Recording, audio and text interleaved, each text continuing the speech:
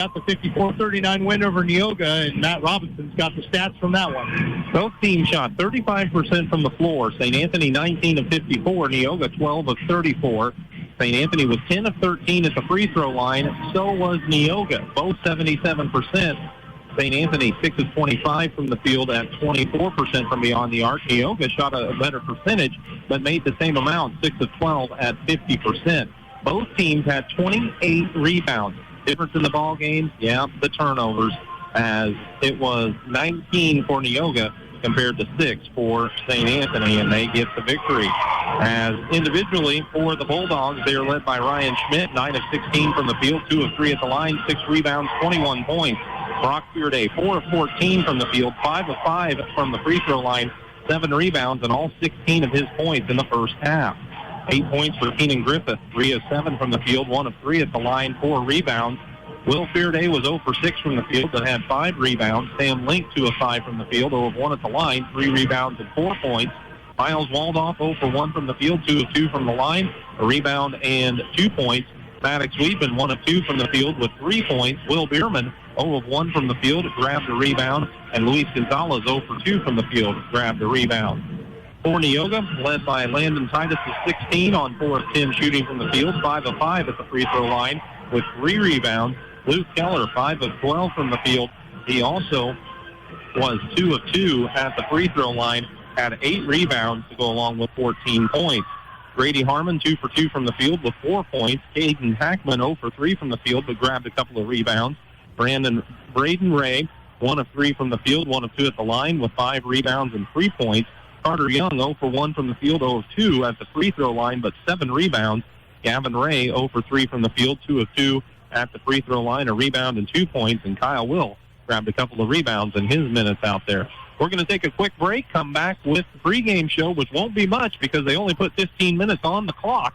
So we'll get you set for North Clay and Windsor Stu Straws in 60 seconds on Classic Hits 97.9 XFM. Whether you're in the market to purchase a new or pre-owned vehicle, Northside Ford on North Keller Drive in Effingham will find a vehicle that works for you. Check out Northside Ford's selection of cars, trucks, and SUVs today. Tom Henderson State Farm Insurance helps people manage the risk of everyday life, recover from the unexpected, and help you realize your dreams. Contact Tom Henderson today. Hi, this is Kathy from Barlow Lock and Security. Secure your home or business with a customized system from us. Good luck, area teams in the tournament.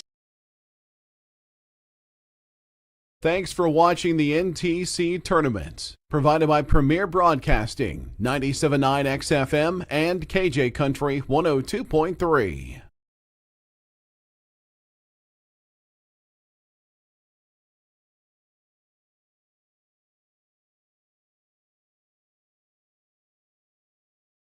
This is the Dan Heck Chevrolet Toyota pregame show. For all your transportation needs, see Dan Heck Chevrolet Toyota as they celebrate 65 years of serving the area. We've already had the starting lineups for the Windsor Stu Straws Hatchets announced to the crowd. They come into this game with a 12-10 record under head coach Shane Smith. They will start number 12, Aiden Sayers, the 6'1 junior, averages 8.5 points a ball game. He'll be joined out there by Rylan Rinker, 6'2 senior, number 13, averaging just over 6 points a game. Brody Bible, the 6'5 sophomore, hangs around in the lane. He wears number 23. Bible has 9 points a ball game, and he'll be joined by Tyler Vonderheide, the 6'2 senior, wearing number 32, at 2.5 points a game. And rounding out the lineup is Jackson Gergel, their leading scorer. Gergel is averaging about 18 points a game for the 6-footer. For the North Clay Cardinals under Josh Zink, they're 13-7 on the season, 3-2 in the NTC. They will start Cade Atwood at a guard. Cade is a 5'10 junior, wearing number 0, averaging just about 11 points a game. He's joined on the perimeter by their leading scorer, Cody Zimdars, 22.5 points a ball game for number 2. He's a 6-foot junior, joined out there by Mason Myers at a forward spot, averaging 16.9 points a ball game. Myers is a 6-foot junior. Another junior in the post is Carter Walden, the 6'3 junior, wears number 32. and he is averaging just about 12 points a game, joined by Gavin Hosselton, the 6'2 senior wearing number 25. Hosselton at 2.5 points a ball game. Coach thinks that his crew is here and ready to go, everybody healthy, but Shane Smith can't say the same. Hayden Sayers had actually missed the game last week due to sickness, and tonight Seth Rinker is unable to play for the Hatchets. He's one of their key players, the number 14, the 5'10 junior, is hopefully going to get well quick and be back for the remainder of this NTC tournament. Yeah, never want to miss a game, but especially not one here with the stakes being what they are. And just the fact that NTC schools, listen, they put this tournament on a pedestal. This means a lot to the kids to be out here. So, yeah, that's a tough break you got to feel for them.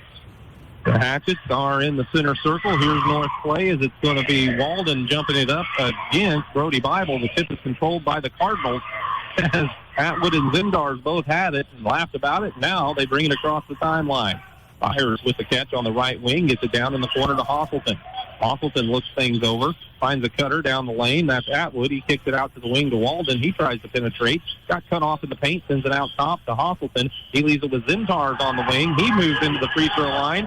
And Cody Zimdars pulls up for a 12-footer and knocks it down for the first 2 points of the ball game. Yeah, Zimdars just one of the premier scorers in this conference. There's not a shot that he doesn't feel comfortable taking, and not a shot I don't want to see him take. Rylan Rinker with it on the left side. Hands at the Gurgle who came over there. Drove baseline. Ran into Walden. His shot is left short, but knifing through, grabbing the rebound was Brody Bible, and he lays it up and in to tie it at 2. Good work on the offensive glass. Stick with it. Tie it up. Byers with it on the wing. Looks for the cutter. Zimdars under the basket. Squirms for a shot between the double team. No good. Aiden Sayers clears the rebound. Tries to fire it up court, but the pass is too tall for Bible. Off of his fingertips out of bounds for the first turnover for the Hatchet. I can see why you might get Zimdars and Byers confused. Similar hairstyles. The hair did me in. Right there. But their body type's not exactly the same. Byers has it on the right side. He is a strong individual. He holds high, looks for the cutter. That's Walden. Quickly to the corner for Hasselton. His three no good. Rebound on the weak side to Gurgle.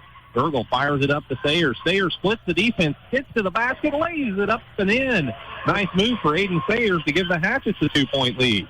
That's a pretty transition ball movement. Byers uses his strength, gets to the right baseline, muscles up and in.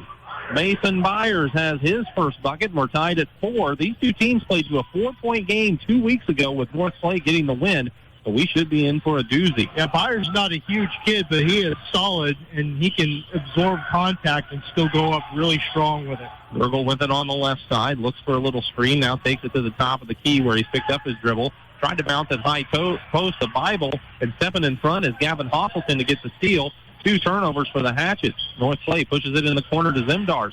Fakes the 3, steps in for a 15-footer on the baseline, no good. Weak side rebound, Byers. He muscles his way into the lane again, and Mason Byers puts up a little 5-footer and connects, and the Cardinals are up 6-4. Well, we saw North Clay and St. Anthony play early this season, and Byers scored about a zillion points in the paint. He's off to a good start tonight. Give and go. They worked it into the post, got it back to Rylan Rinker, who threw the initial pass. He cuts the basket and scores, tying it at 6. Cardinals rush it up court. They got it to Byers on the right side, spins into a triple team, but one of the Hatchets fouled him on the shot, and Bob Alexander is going to award Mason Byers 2 free throws. So far, Windsor Stewardson, some good ball movement has gotten them some good looks. In this instance, North Clay just beats everybody down the floor and catches everybody a little off balance. The foul went against Tyler Vonderheide and got Byers to the free throw line. Byers just made his 5th point of the ball game, giving North Clay a 7-6 advantage with 5:21 to play in the first quarter. North Clay in their white uniforms with red numbers trimmed in black. The Hatchets wearing their green uniforms with navy trim and navy numbers. As Byers connects on his second free throw, he has 6 of North Clay's 8, and they're up 2 with 5:15 to play in the first quarter. Gurgle gets it to the timeline. Sees a double team coming. Throws it high post. Got it to Vonderheide. Vonderheide looks on the side to Sayers. His left wing 3 is off the mark. Rebound taken down by Atwood. He brings it up the court. Got all the way down to the left corner. The Hatchets recovered, so they slow down for a second. Get it to Zimdars, top of the key. He drives in, left side of the lane. switches back right, puts up a floater, and it's good. Oh, he made that look easy, didn't he? Oh, he does. It's 10-6 in favor of North Clay. Rylan Rinker crosses the timeline, leads Sayers towards the basket on the left side, got around the defense, lays it up and in. Just a good understanding of where the help might be coming from and knowing it wasn't going to get there in time. Good take. North Clay got it up to Atwood, crosses through the lane, finds Walden off the top side of the top of the key, fires the three, it's no good. Rebound was taken by Brody Bible. He brought it up court. Walden got back to knock it loose. It's picked up by Byers. Byers was trying to get up court. The official said he traveled with it as the Hatchets were hassling him. Well, if he traveled with it, that means he had possession, which means that he got a takeaway first, which means that's the first North Clay turnover. Windsor Stew-Strasburg had committed third just before. So with 4:23 to play in the first quarter, 10-8 the score. Hatchets have the ball, trailing by 2. They've got it out top with Blaze Verdine, who checked in, wearing number 11. He's a 6-foot senior. He has it back on the left wing, fires a three. It's short. Rebound Byers. You know he's going to bring it up in a hurry. Hands it off to Zemdars. He's on the left wing, had a little trouble with the dribble. Got it back to Mason Byers for a corner three, and he connects. Well, Mason Byers with 9. He is unconscious right now. 13-8. North Clay leads. Sayers pushes it up the left side. Gets it to Verdine. Skip pass across to Gurgle. He's open for a right wing three. Shot no good. Nice rebound inside by Rinker, but his putback is missed. This rebound grabbed by Sayers in the lane. Turnaround shot from about 6, no good. Inside rebounding position for Gurgle. He gets fouled from behind. It's going to be on the floor, but it'll be Hatchet's ball under their basket. Well, that's a good trip down the floor for Windsor Stew-Strasburg just in terms of offensive rebounding, but you'd like to eventually knock down one of those many looks at the basket you got. 3:39 on the first quarter clock. 13-8. The Hatchets flip it out top to Verdine. Right back to Gurgle in the left corner. Covered up quickly. Got it back out to Verdine. Over to Sayers. Right side three, no good. Gurgle's weak side rebound. He brings it back out to the wing. Gets it out top to Verdine. Top of the key three is online, and he buried it. Well, eventually you get that many looks. I think one is going to have to go down, and Verdine did knock it down. Zemdars swings into the lane. Turnaround jumper from 10, no good. Rebound Brody Bible, and here come the Hatchets trying to tie, maybe take the lead. Gurgle takes it all the way to the right corner, now spins it back out top to Verdine. He's from the center circle, gets it to Sayers, back out top to Verdine. Deep three, no, he fakes it, now tries to drive and kick, and he travels before he got the pass away. 4 Hatchet turnovers. That's been a bit of a problem for them as Kendall Morris gets into the game for Windsor Stew-Strasburg. Taking a seat is Aiden Sayers. 3:01 to play in the first quarter. 13-11. North Clay with the ball with a 2-point lead. 4-5 matchup here at the National Trail Conference Tournament as Atwood across the timeline. Got past the Zemdars. Now out top to Hosselton. They swing it to Byers. Byers quick move around his man. Got to the basket. Got fouled. But everybody else probably took the worst of it as Byers is going to the line. Yeah, Kendall Morris came swatting at that one from behind, but it's actually a Rylan Rinker picking up the block in front of the play. That's Rylan's first foul. Hatchet's second. So with 2:45 to play in the first quarter, Mason Byers at the line looking to add to the Cardinals' lead. The free throw hits the front of the rim and bounces over. He has 10 of the 14 for North Clay, as the Hatchets will send Tyler Vonderheide back into the ball game. And having the seat is Rylan Rinker. Well, I don't suppose Mason Byers is going to continue to make every single shot he's taken, but so far he's in pretty good shape. Next free throw is up. It's nothing but net. He has 11. The 6-foot junior makes it a 4-point advantage for North Clay, who tries a little full court 1-2-2. Verdine playing catch with Gurgle. They cross the timeline. They get it ahead in the corner. 3 on the way. No good for Kendall Morris. Rebound tapped out top. Verdine catches and shoots at the top of the key. It's no good. But there's an offensive rebound for Jackson Gurgle, and he'll stick it up and in, making it 15-13. Gurgle's first points of the night. Zemdars pushes it up court. Got it in the lane to Hosselton. Triple teamed out to Zemdars. Right wing 3, no good. Rebound Verdine. He clears it up court and now gets it back from Gurgle. Looks to Morris in the corner. Morris pass out top, batted down and taken by North Clay. Atwood drives into the lane, got a shot up, no good. Fires an offensive rebound. Putback is good as he's fouled. Byers will head to the line to try to convert an old-fashioned 3-point play, and it's 17-13 with 2:02 to play in the first. Byers giving the Hatchets a taste of their own medicine as Windsor Stew-Strasburg has killed North Clay on the offensive glass, but that time Byers trailing the play, gets that one to go, takes the foul from Kendall Morris, which is Kendall's first, Hatchett's third, and a chance for Mason Byers to add to his already impressive point total with the and one. Sayers back in the game for Morris. Also into the game for the first time is Lane Wolf for North Clay, as Hoffleton has the seat. Oh, yeah, Mason Byers made the free throw as well. He has 14 in the ball game. 2 minutes to play yet in the first quarter. North Clay 18, Windsor Sioux Straws 13. Atwood hassling Burdine in backcourt, knocked it loose. They dove for it. Burdine got it and then pushed it up court just to beat a 10-second call with a pass. Now the Hatchets set up the offense. Gurgle to the left side of the top of the key on the dribble. Now from the wing, moves back out top. Pass, tip, but it made it over there. To Bible, around to Sayers. Sayers drives right baseline, leans in, puts up a shot. Aiden Sayers got it to go. Well, Sayers never got square there, but still able to knock it down. Mason Byers up court quickly. They lob the pass to him on the baseline. He goes up and above, makes the catch, puts it up and in, and it's now 20-15. Blaze Verdine with 1:11 to play in the first quarter. Got it out top to Gurgle. Gurgle got hit from behind as he caught the pass. Wolf went for the steal and wound up getting Jackson Gurgle. That's going to be Wolf's first, North Clay second. Again, all but 4 of North Clay's 20 points belong to Mason Byers in this opening quarter. Checking in for the first time is Lucas Griffey, 6'2" sophomore for North Clay.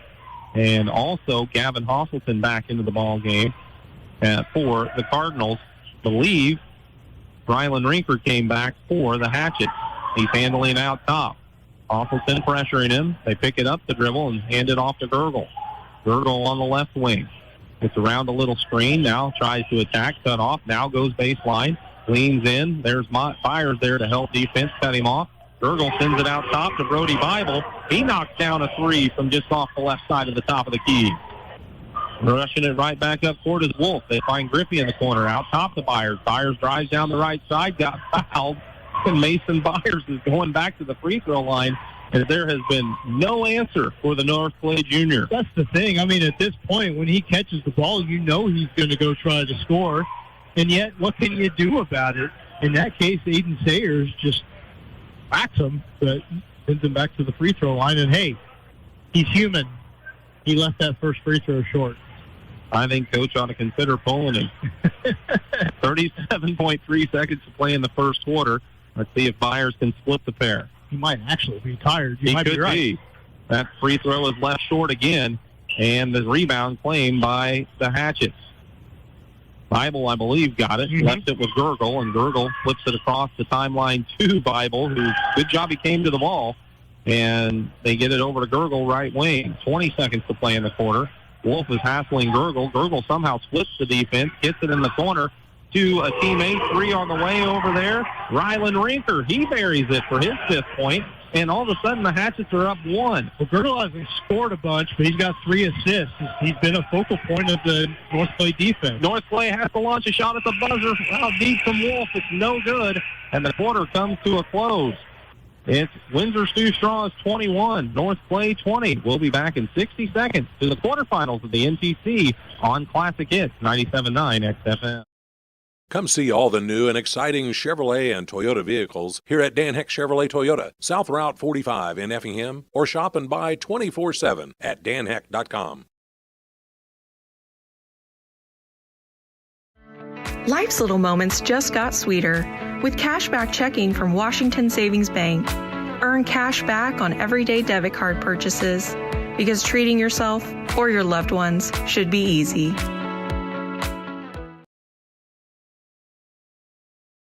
It's NTC Tourney Week, and Tingley Insurance in downtown Effingham wishes players fast breaks, jump shots, and lots of rebounds. Tingley Insurance, a proud supporter of high school basketball. Thanks for watching the NTC Tournament, provided by Premier Broadcasting, 97.9 XFM and KJ Country 102.3.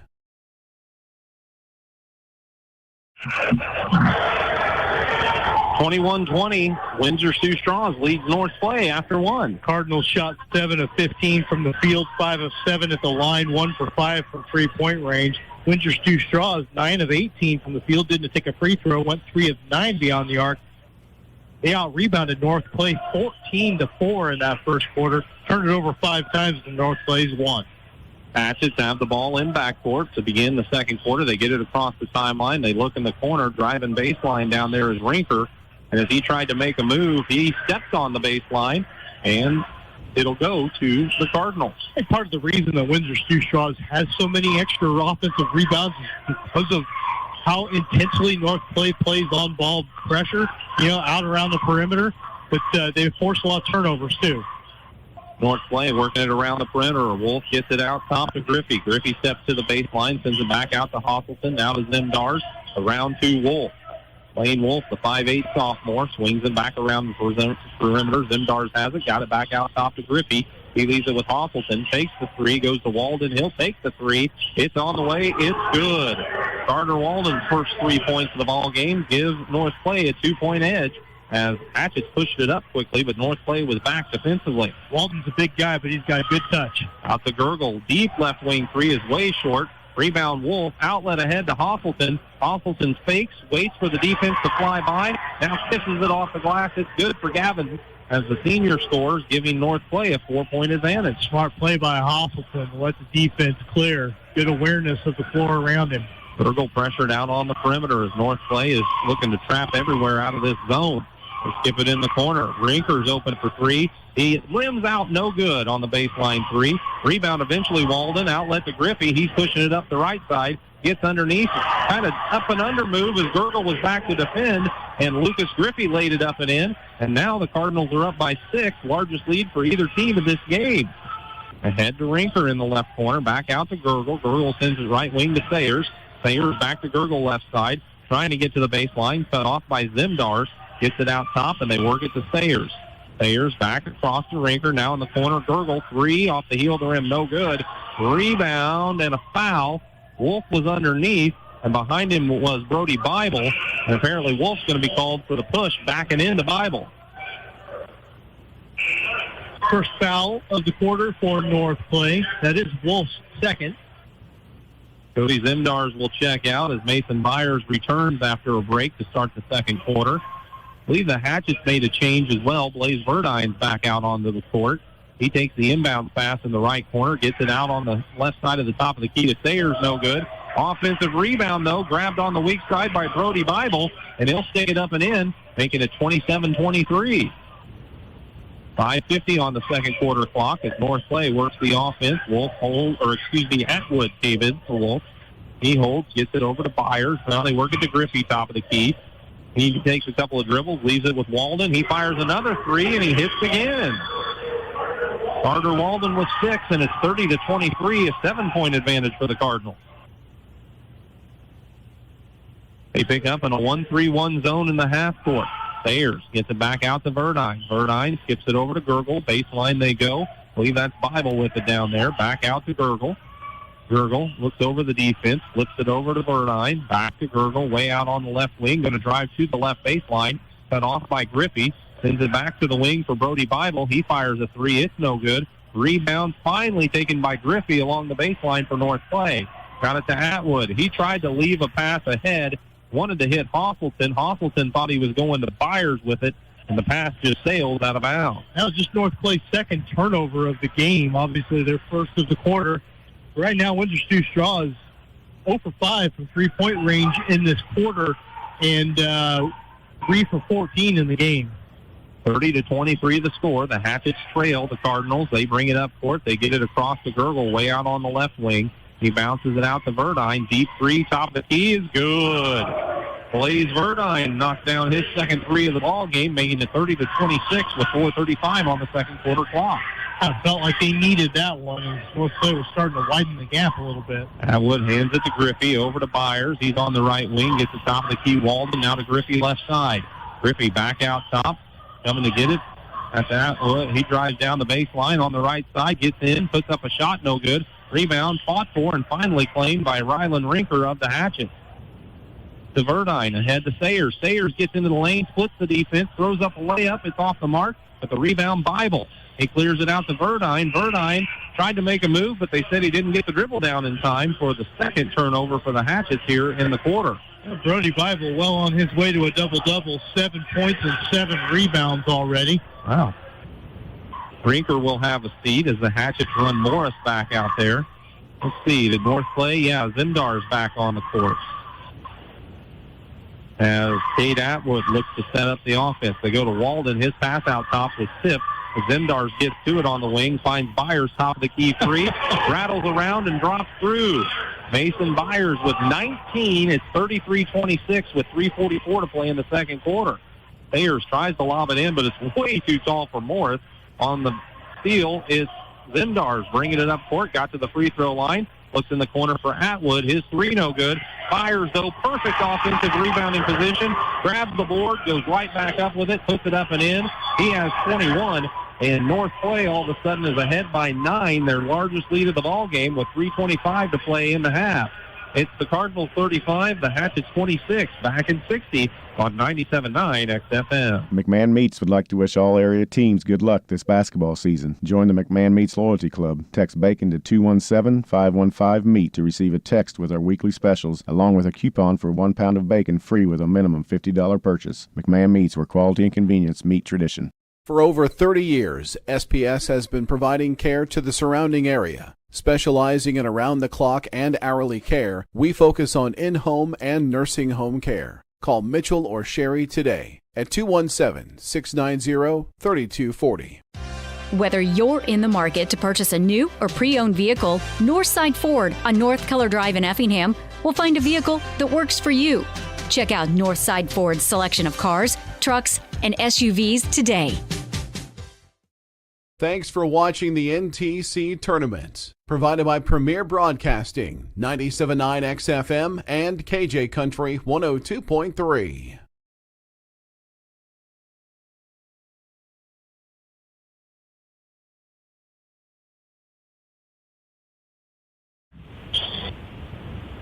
Hatchets took the timeout. They find themselves down 9 with 3:25 to play here in the second, 35-26. North Clay 6 of 8 from the field to open this second quarter. Burdine broke down the defense, got around his man, flipped it back to Bible. North Clay recovered. Looks like they're man-to-man this time. No, they're still in the zone as they hand it off to Burdine. Right side three. He's come off the bench to score 9 for the Hatchets, and he buries it again. That needed every one of them, too. 6-point contest, 3 minutes to play in the half. Mason Byers holds on the right side, looks for Hosselton. Tough catch in the lane and got rid of it in time to Zemdars. He drives to the basket, got bumped on his way, and Zemdars goes to the line. Couldn't get the shot to go, but he earned a trip to the charity stripe. He about did, though, and he did. It takes some athleticism just to get that one as close to going down as it did with all his momentum carrying him toward the baseline. Foul goes against Blaze Burdine, his first. Hatchets first. Free throw for Zemdars is up and good. He has 5 in the ball game. Zemdars averages over 22 points a game, but he hasn't taken many shots because it's working. He needed to. He's not forcing anything. I mean, if you got a teammate who's absolutely having the game of his life, why would you steal his thunder? Let him shoot. Not like Byers is a slacker. He's averaging over 16 a game, but still, he's already at 21. Free throw on the way for Zemdars, rattles out this time. This rebound grabbed by Sayers after a tussle in the middle of the paint. Zergel, by the way, sat down for the first time. Morris came in. He has it on the right wing, drives inside. Not a bad move, but he couldn't finish inside. Rebound Zemdars. Ahead they go to Atwood. Fakes the three, now gets it back in the corner to Walden. Carter's three is off the front of the rim, no good. Rebound snagged by Rylan Rinker. He got it to Burdine. Burdine looks up for it. There's Bible underneath. He sticks it up and in. Brody Bible ran the court. Burdine found him, and Bible has 9, and it's back to a 5-point affair. Zemdars with it left side. Got around a man, but got bumped on as he tried to drive again. Yeah, Rylan Rinker coming out, bit on the shot fake a little bit. Momentum carried him in to Zemdars, and Zemdars has since then tried to drive to his right. Rinker's second foul, Hatchett's second of the quarter. Hosselton sits down. Walden sits down for North Clay. Rylan Rinker has a seat for the Hatchets as Lane Wolf and Lucas Griffey came in for North Clay. Inbounds goes to Wolf, now to Zemdars. Right side three, no good. Rebound almost tipped up and in as Bible and Griffey were just going for the board, but eventually the Hatchets claim it. Burdine looks up to Sayers. Sayers drives the left side. Byers went for the block, but he got a whole lot of Sayers, and Aiden Sayers goes to the line.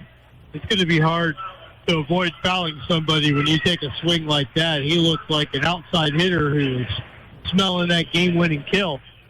He got a good piece of Sayers to send him to the free throw line. Sayers' first free throw bounces off, no good. Didn't have a chance to mention Tyler Vonderheide was the man who came back for Gurgle with those changes and then action heading up the court quickly. Sayers' next free throw on the way. Oh, off the heel of the rim, no good. But guess what? Bible's got another rebound. He flips it up, and that's no good. Rebound taken by Mason Byers. He leaves it with Zimdar. Zimdar's up court, got to the left side. Shot blocked, though, by Brody Bible. Boy, I tell you, this 6'5 sophomore has been impressive for the Hatchets tonight all over the court. Yeah, he's a physical specimen, and he's doing an excellent job of altering some shots. Inbound goes to Zimdar's on the wing. Looks out top to Wolf. Now around to Byers. Byers to Griffey, right corner. Brings it back out top. They spin it around the perimeter. Wolf has it left side now. Wolf brings it back to the wing. Now back towards the center circle. Crosses over. Gets back to the free throw line. Looks across the way for Atwood. Atwood fakes. Drives in the lane. Puts up a runner. No good. And it's off the heel of the rim. And the rebound tracked down by Tyler Vonderheide. So the Hatchets can get a little closer after they took that timeout, trailing by 9. It's 36-31 now. Sayers with it at the elbow of the free throw line. Looks to Verdine. Fakes the three. Then he just kind of lost the handle, and it's a double dribble. Is the fourth turnover for the Hatchets here in the second quarter. He's got a little excited, and I think if he stays within himself, he's got a chance to step to his left and have a pretty good open look for three, and he's been good out there from that range. Minute 14 on the clock in the second quarter. North play with the ball, leading by 5. They swing it around the perimeter. Zimdar's long top of the key three is true. Cody Zimdar's buries it. He has 8 now, and it's 39-31 with a minute to play in the first half. Verdine crosses the timeline, looks to Morris. Morris looks underneath. They tried to get it to Bible. Pass was tipped out of bounds. Carter Walden was there defending, and along with the Hatchets under their basket. And here comes Jackson Gurgle back onto the court for the Hatchets, replacing Kendall Morris. Gurgle has got just 2 points. Top scorer for this Hatchets team. He's looking to get the ball inbounded. Flips it over on the left side to Verdine. Verdine pass out top tip, and Walden steps in front. Gets the steal. He drives the length of the court. Flips up a shot. It's no good. Rebound was backtacked by Griffey, and it's claimed out top by Atwood to Zimdars. He knifes through the lane. Got a shot up. It's no good. It was affected by Bible and still almost went in. Hatchets grab the rebound. They push it up court. Gurgle takes the left baseline, looks across the lane, sees Sayers in the open corner. His three no good. Tyler Vonderheide with an offensive rebound. He grabs it, spins back to the basket, sticks it up and in. Now Atwood looks up court for Zimdars. Zimdars couldn't handle the pass as Gurgle was there to challenge. It's off of Cody Zimdars out of bounds for the second Cardinal turnover of the second quarter. Boy, Windsor Stewardson-Strasburg is keeping itself in the game on the offensive glass. They're down double digits for sure, if not for that good work. No substitution. Sees Lucas Griffey come back into the ball game for the Cardinals. 16 seconds to play in the quarter. Gurgle crosses the timeline. It's a 1-3-1 zone for the Cardinals as Verdine plays catch with Gurgle. He has it left side. Gurgle skips it back to Verdine. 4 on the clock. They look to Sayers. He's in the corner. Back to Verdine. Has to fire an extremely deep three from the right wing to beat the clock. It's no good, and the first half comes to a close.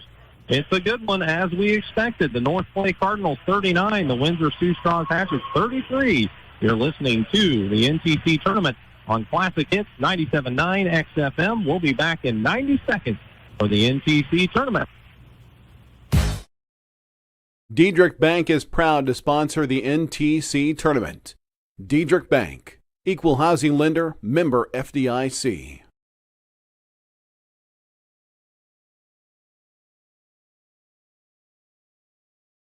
Tom Henderson State Farm Insurance helps people manage the risk of everyday life, recover from the unexpected, and help you realize your dreams. Contact Tom Henderson today. Come see all the new and exciting Chevrolet and Toyota vehicles here at Dan Heck Chevrolet Toyota, South Route 45 in Effingham, or shop and buy 24/7 at danheck.com.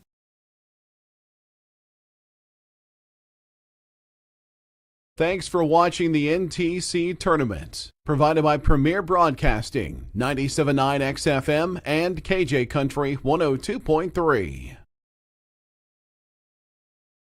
Compass Advisory Group is here to guide you in the right direction for all of your investment and insurance needs. Contact Kurt Strohmeyer or Corey McDaniel at 217-347-9697.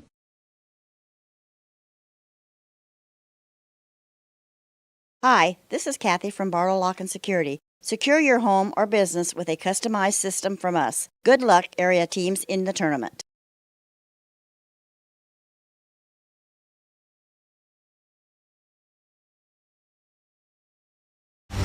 This is the Compass Advisory Group halftime show. For all of your insurance needs, contact Corey McDaniel at 347-9697.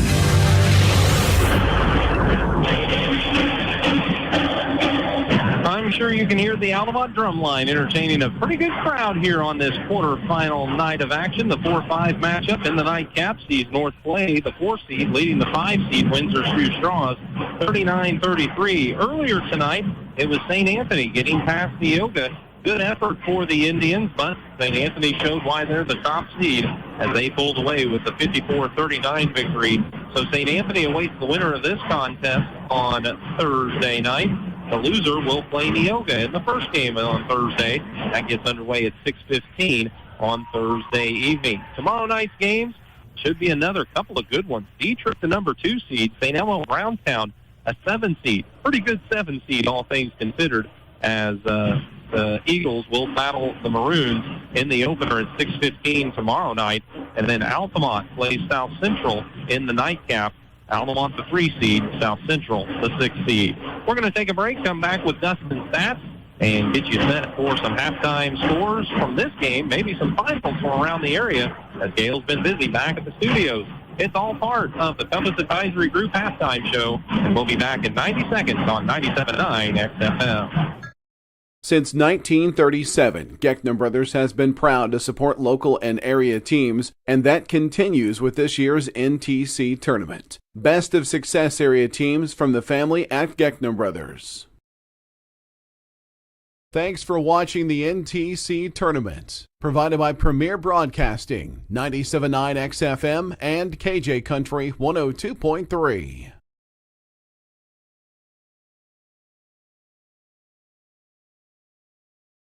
It's NTC Tourney Week, and Tingley Insurance in downtown Effingham wishes players fast breaks, jump shots, and lots of rebounds. Tingley Insurance, a proud supporter of high school basketball.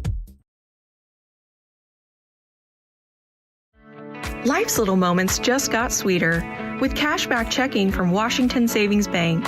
Earn cash back on everyday debit card purchases, because treating yourself or your loved ones should be easy.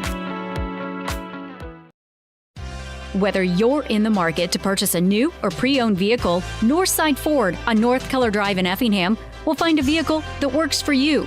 Check out Northside Ford's selection of cars, trucks, and SUVs today.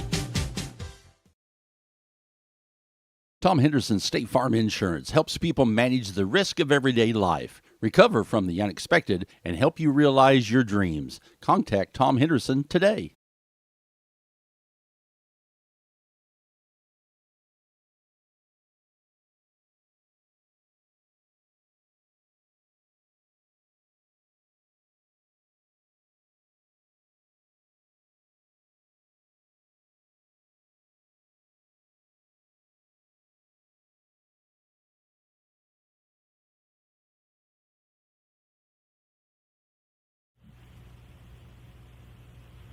We welcome you back to Altamont. The halftime score 39-33 as it's the North Clay Cardinals leading the Windsor Sioux Straws Hatchets, and Dustin has your first half number. All right. Thank you, Matt. North Clay, 46.6% shooting in the first half, 14 of 30 from the field. Cardinals, 6 of 9, 66% from the free throw line. 5 of 12, 41.5% on their three-pointers. Windsor Sioux Straws, 14 of 33. That's 42.5% shooting. Went 0 for 2 at the free throw line, and the Hatchets were 5 of 18. So they shot a bunch of three-pointers, made 27.7% of those. Hatchets dominated the glass, 25-12 edge on the rebounding. But North Clay turned it over just 3 times to Windsor Stewardson-Strasburg's 10. As far as your individual numbers go for the Cardinals, 21 points for Mason Byers, 7 of 7 from the field, 5 out of 7 at the free throw line, 5 rebounds as well. He is the only North Clay player to have more than 2. 8 points for Cody Zimdars, 3 of 10 from the field, 1 for 2 at the line with a rebound and a couple of assists. 6 points for Carter Walden, 2 for 5 from the field, 2 out of 4 on his three-pointers. You got 2 points from Gavin Hosselton on 1 of 2 shooting. Lucas Griffey made the only shot he took off the bench. That's 2 points for him. While Cade Atwood was 0 for 4 from the field with 2 rebounds. And Lane Wolf was 0 for 1. He missed a three-pointer. For the Hatchets, 9 points for Brody Bible on 4 of 6 shooting, including 1 for 2 beyond the arc. He had 8 rebounds as well. 9 points also for Blaze Verdine off the bench.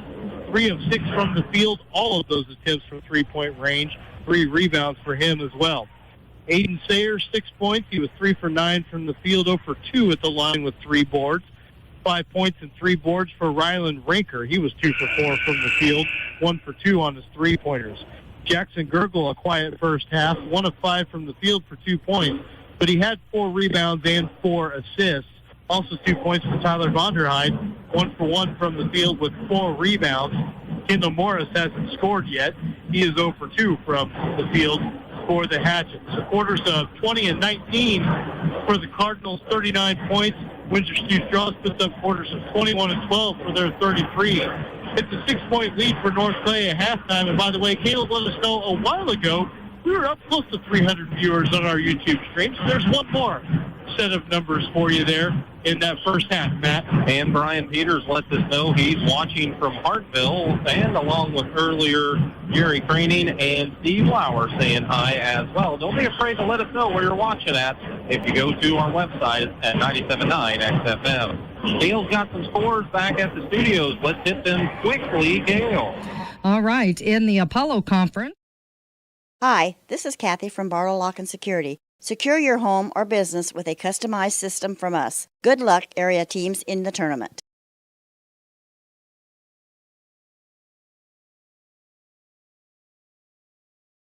Leads T-Town as well. At halftime, it's Mount Zion 25, T-Town 18. A final in the Lincoln Prairie Conference Tournament at Arcola, Okaw Valley defeated Tri-County 55-32. And in the Little Illini Conference Tournament, Richland County defeated Paris by a score of 49-28. And in girls basketball, the only final I have thus far, Effingham defeated Newton tonight 48-31. Thank you, Gail. And we can tell you it's a close one after 3 quarters.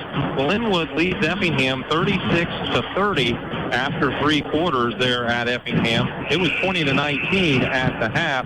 And other scores come in from Mike Wilson. He let us know at halftime it was 25-18 Mount Zion leading Teutopolis. So those are a couple of additions to your scores that Gail had back at the studios. That's Dustin. We're getting set for the second half of action here, and a good one between North Clay and Windsor Stewardson. Yeah, Windsor Stewardson doing enough good work on the glass to keep himself in this game. North Clay probably with a little more dynamic offense, I guess, but also the Hatchets hitting enough three-pointers, too. I think for both teams, it's been a little give and take, right? Mm-hmm. And that has led to a tight first half, and really, like we say so many times in these close games, it's going to sort of come down to maybe who opens the third quarter in the best shape as far as who might be able to pull out a win here. North Clay loves to play that 1-3-1 zone. It does lead to run-out opportunities, but it does leave you susceptible to those rebounds on the offensive end, and that's what the Hatchets have taken advantage of. We'll see how things progress here in the second half as it's North Clay ball. They inbound and backcourt to Atwood. They send it to Hosselton over to Zimdar's left side. He's going to lob it to Walden on the opposite side under the basket. Tough catch, but he reached up and made it, turned, went baseline, put up a little 10-footer, no good. Offensive rebound, Hosselton on the weak side. He sends it across to Zimdar's. Zimdar's from the wing buries the three. So it's 42-33, a 9-point advantage again for North Clay, matching their largest of the ball game. They are in the zone. It's that 1-3-1 look. It's the Hatchet swinging around the perimeter. Burgles gives it to Sayers. Sayers splits the defense, but kind of got it caught on his hip had to force up a tough shot. It's no good. Rebound Atwood, outlet to Byers, over to Zimdars in the corner. He drives in, but reaching in there is Gergel knocking it loose, and it's picked up by the Hatchets. Gergel drives up court, but got out of control with the layup. He missed it, and the rebound bounces around back to Walden. Out top to Zimdars. Zimdars slows things down, gets it to Atwood. He's on the right side of the top of the key, works back to Hosselton. Again to Walden. Walden fakes the three, gets into the lane, puts up a runner. It's no good. Rebound tapped around as Hosselton claims it. Skips it across to Zimdars. Right side corner three is short. Rebound Atwood. He takes it back to the basket, leans in, shot up, is blocked in there by Rylan Rinker. And Rinker comes down with the board, outlet to Verdine. Verdine ahead to Bible. He drives for the basket and lays it up and in. Woo! Get your breath, buddy. Brody Bible with 11 makes it 42-35. 6:22 to play in the third quarter as Walden has it on the wing. Goes to Zimdar's left side, out top to Atwood. Now to Hosselton, right side in the corner to Walden. They swing it back to Byers. Fakes the three. Two guys bought it. Gets into the lane, puts up a floater. He missed it. Rebound tapped. Hosselton got it over to Walden. Walden on the wing, looks to Zimdars in the corner. He works around a man, drives to the basket, runs into another man, but Zimdars gets it up and in anyway. Zimdars starting to maybe catch a little heat here. So, with 5:50 on the third quarter clock, the Hatchets work against the zone. They find Bible off the side of the lane. His pass was tipped back out, but Gergel controls. He gets into the paint, looks in the corner for Rinker. That's Rylan Rinker finding Blaze Verdine out top. He launches the three. It's off the mark, and Hosselton has the board. Bringing it up court was Zimdars, but away from the ball, behind the play, Walden and Gergel were battling, just kind of going up court. An unusual foul there, but the official looked back and caught him. 2 for Walden, first team foul for the Cardinals. So that's a break for Windsor Stewardson-Strasburg, who doesn't want to fall behind by double figures. Inbounds from the sideline from Gergel to Bible in the corner to Verdine. Blaze launches the corner three, no good. Offensive rebound and a putback. Rylan Rinker, he has 7, and it's 44-37. Zimdars brings it up the right side, gets all the way to the baseline. Stops, pops, shot off the glass, no good. Another foul whistled. We'll sort out this one. Going to go against Rylan Rinker in the battle for the rebound. So it's going to stay with North Clay. Rinker picked up his third foul. He's the first player in this game to get to a third personal. So the inbounds from the baseline from Zimdars to Walden. He handed it to Zimdars, who hooked it back to Walden. Walden couldn't catch it cleanly underneath the basket. Finally got control and sent it back to Zimdars. Zimdars works to the right side now to Walden, top of the key. There's Atwood left side, out to Byers to Walden right side. Fakes the three, got around one man. Stops and pops in front of another. Shot off the glass, rattles out, no good. Rebound, Rylan Rinker for the Hatchets. They push it up to Gergel. He's on the left side. Atwood's right there with him, so Gergel has to flip it out top. Now they send it in the corner to Sayers. He lobs it inside. Rinker couldn't make the catch as he was floating across the lane, and Atwood gets the steal. Pushes it ahead to Byers. Byers to the basket. Layup, no good on the right side. Bible challenged it. He then grabbed the rebound, and then he got fouled. Well, Mason Byers was 7 for 7 from the field in the first half. Maybe halftime was the worst thing that could have happened to him. Just a couple of looks here in this opening quarter, and then on that after that rebound, Gavin Hosselton picked up his first foul of the night. Cardinals second. Tyler Vonderheide into the ball game as he is catching the ball, or tried to, at the high post, but Zimdars stepped in front. Second turnover for the Hatchets. Zimdars brings it up the right side of the top of the key, leaves it with Hosselton, right back to Zimdars out top. 2 times in a row they've thrown it away, trying to feed it into the paint, trying to find the middle of that North Clay zone. North Clay works it to the left side. Zimdars three is left short. Rebound to Verdine. He'll bring it up court. Fires it ahead to Gergel. Gergel hesitates, now goes left baseline. Nice look to Bible. Great recovery to knock the shot away by Walden. It's out of bounds off of North Clay. 3:52 to play in the third. Zimdars and Walden will sit. Lucas Griffey and Lane Wolf into the ball game for the Cardinals. Gergel looking to trigger the inbounds from the baseline. Still looking. Can't find anywhere to go with it. Now bounces it in, and it's knocked away by Gavin Hosselton. Boy, he's been a pest, hasn't he? Yeah, you know, some of those things don't show. He's got 2 points tonight, but an active player out there, causing a lot of problems in other ways. Gurgle inbounds from the corner, threw it to Bible, got it right back to Gurgle. Nobody covered him up. He knocks down the corner three. It's a 4-point game, 44-40 with 3:40 to play in the third. Cardinals with the ball in the lead. It'd be huge for the Hatch if they could find any way to get Gurgle some more room to shoot. Atwood from the top of the key spins into the lane. Tough turnaround jumper. Good. The 5'10 junior's first 2 points. It spins the lead to 6 for North Clay. The shots haven't been falling for the Cardinals in the third quarter like they were in the first half, but that tough look for Atwood, he found the bottom of the net there.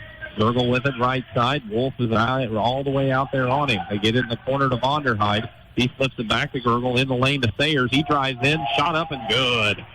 Aiden Sayers, a strong move, has 8 at 46-42. 3 minutes to play in the third as Griffey flips in the corner. They find Wolf. Wolf brings it back out to the wing. Down at the top of the key to Myers.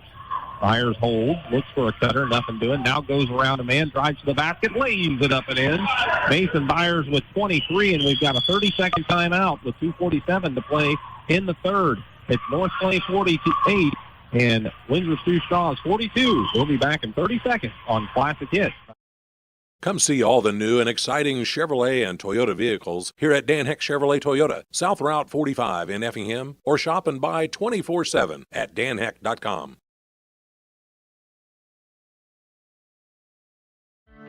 Life's little moments just got sweeter with cashback checking from Washington Savings Bank.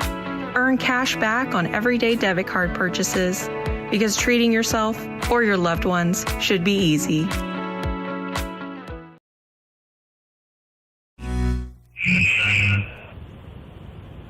North Clay took the quick timeout after they scored. Sometimes there's a change in defense, sometimes just to catch a breather, but it looks like North Clay is going to pick up full court after the timeout.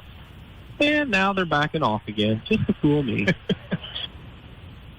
That's probably what it was all about. Yeah. You know, in this important tournament game, a 6-point game, they call a timeout just to see if they can have a little fun with the announcers. It's going to be a 1-3-1. They are going to pick it up right at the half-court line as Gurgle bounces it on the sideline. It was tipped by Zemdars as they tried to get it to Kendall Morris, and it belongs still with the Hatchet. And Morris triggered the inbound right in front of his own bench. I would say it was Rory Taylor, the assistant coach for North Clay, that would have been messing with me there. Hatchet work at the inbounds. They got it back and forth across out top. Gurgle now double-teamed in the center circle. Had it knocked loose, but he got it back, finds Morris. Morris tries a long pass underneath the Sayers, and there's Hosselton again. He knocks it loose. He gets the steal. It's the third turnover for the Hatchets here in the third quarter. Wolf walked it up court. That's not something you see North Clay do very often. They get it in the corner to Hosselton. Back out to Zemdars. Zemdars fakes, drives the lane. What a quick move to the basket. Forced the help defense and a foul is committed against Windsor Sioux Straws as Zemdars goes to the line. Zemdars, not the biggest kid, but gets up in the air when he decides to attack and makes that shot difficult to challenge without, getting a hand on him, without fouling him, and that's what Tyler Vonderheide found out, picking up his second foul. And he rotated over, was in pretty good position. Coach is saying maybe you take a charge there, but man, there's a lot going on in just a little bit amount of time there. As Zemdars hits the next, he has 15 in the ball game, leads back to 8. North Clay's pretty much been in the lead for the most part in this game, except right at the end of the first quarter. But it hasn't been more than 9. Hatchets across the timeline. Morris is passing the corner, intended for Vonderheide. Is tipped and taken by Wolf again. Another turnover, the fourth for the Hatchets, as they go to Byers on the baseline. Pinned in with Vonderheide. Got it to Zemdars, around to Wolf, now to Griffey. Other corner, Hosselton. All those turnovers have looked pretty much like that one did, too. They find Griffey. Left side of the top of the key. 3 is way off the mark. Nobody could get to it before it went out of bounds, and it'll be Hatchet's ball. Kendall Morris coming out of the ball game, rather, as Blaze Verdine's back in. If you can find a way to make that entry pass, but that's easier said than done because, again, these North Clay players have some length to them and they elevate, affect those passes. Working it around the perimeter is the Hatchets. They do get it to the elbow of the free throw line to Brody Bible. He sends it back in the corner for Sayers. Shot no good. Gurgle crashes from the weak side. Jackson Gurgle grabs the rebound. He has 7, and he pulls The Hatchets back within 6. Griffey with it on the left side. Takes it to the top of the key. Dangerous pass. Gurgle does pick it off. Gets the steal, drives for the layup. Zindar's got back to challenge. The Gurgles kept control and lays it up and in. A rare North Clay turnover, and the Hatchets turn it into points. They don't waste the opportunity. 50-46 the score. 45 seconds to play in the third as Wolf gets it out top to Griffey. Across to Byers. Thought about a three. Now spins into the lane. Muscles up a shot. It's off the glass. It's good. Mason Byers with 25, and it's 52-46. Sayers has it, tries to drive into the lane. He gets tied up. Good help defense by Griffey. Forces the jump ball.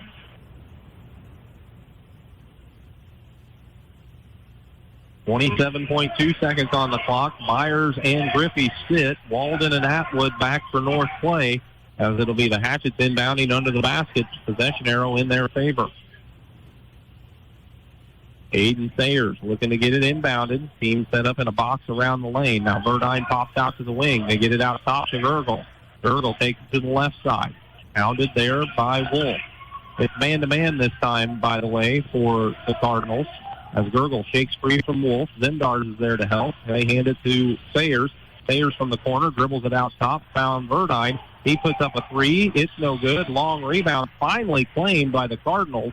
And then there's a pile up down there, and a foul's whistled against the Hatchets as Cade Atwood came out of there with the ball. Yeah, Atwood had gotten to the loose ball rebound, and Tyler Vonderheide came sliding in a little too late and picked up his third foul. Just a little too aggressive and a little late to the spot. 6 seconds to play in the third quarter. Inbounds to Zendars in backcourt. He gets to the free throw line, into the lane. Runner at the buzzer. Rims out, no good. Zendars got the rebound. Boy, it would have been close if that would have counted on the putback or not, but it didn't go. So after 3, it's North Clay 52. Windsor Sioux Straws 46. You're listening to high school basketball on Classic Hits 97.9 XFM. It's NTC Tourney Week, and Tingley Insurance in downtown Effingham wishes players fast breaks, jump shots, and lots of rebounds. Tingley Insurance, a proud supporter of high school basketball. Thanks for watching the NTC Tournament, provided by Premier Broadcasting, 97.9 XFM and KJ Country 102.3. McMahon Meats would like to wish all area teams good luck this basketball season. Join the McMahon Meats Loyalty Club. Text BACON to 217-515-MEAT to receive a text with our weekly specials, along with a coupon for 1 pound of bacon free with a minimum $50 purchase. McMahon Meats, where quality and convenience meet tradition. For over 30 years, SPS has been providing care to the surrounding area. Specializing in around-the-clock and hourly care, we focus on in-home and nursing home care. Call Mitchell or Sherry today at 2. It was a 6-point game at half. It's a 6-point game heading into the fourth quarter, Dustin. North Clay shot 5 of 16 from the field in that quarter. 2 for 2 at the free throw line, 1 for 4 on their three-pointers. Hatchet 6 of 13 from the field. Didn't take a free throw, went 1 for 5 beyond the arc. 9-8. North Clay had the rebounding edge. Forced Windsor Sioux Straws turnovers while committing 2. North Clay is working the ball around the perimeter as it's their possession to start the fourth. Walden penetrates a little, leaves it with Byers. Byers is going to crash into the lane. Got a little far from the hoop that time. Shot left short. Rebound Rinker. Outlet from Gurgle. Nice pass ahead to Brody Bible. He lays it up and in. That's kind of a page out of the North Clay book, and the Hatchets ran it effectively. That's a tough pass up the floor, but sets up his teammate beautifully. Gets it down to 4 points. 7:22 on the fourth quarter clock as they fire it out top to Atwood. Atwood looks back to Lane Wolf. He's open for a three. He pulls the trigger. He buried it. The sophomore steps up and knocks down a big bucket for the Cardinals, making it 55-48. That's a big time to make your first bucket of the night. So Verdine tried to pass it up court, but there's Byers to knock it out along the sideline right at the half-court line. So it'll be Ryland Rinker looking to trigger the inbound. That pass up the floor for Gurgle, by the way, his 5th assist.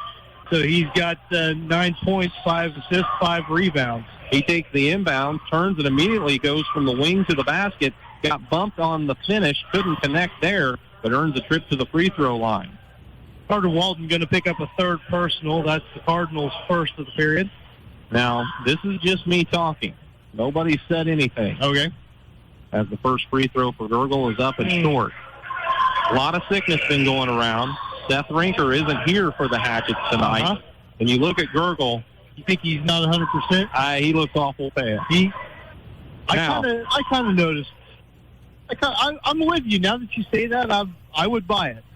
Walden checks out for the Cardinals as Gergel's free throw hits the front of the rim and crawls over and drops through. So he goes 1 of 2 at the line. He is in double figures with 10. It's 55-49. Wolf has it on the left side for the Cardinals. Got it to Zemdars in the corner to Atwood.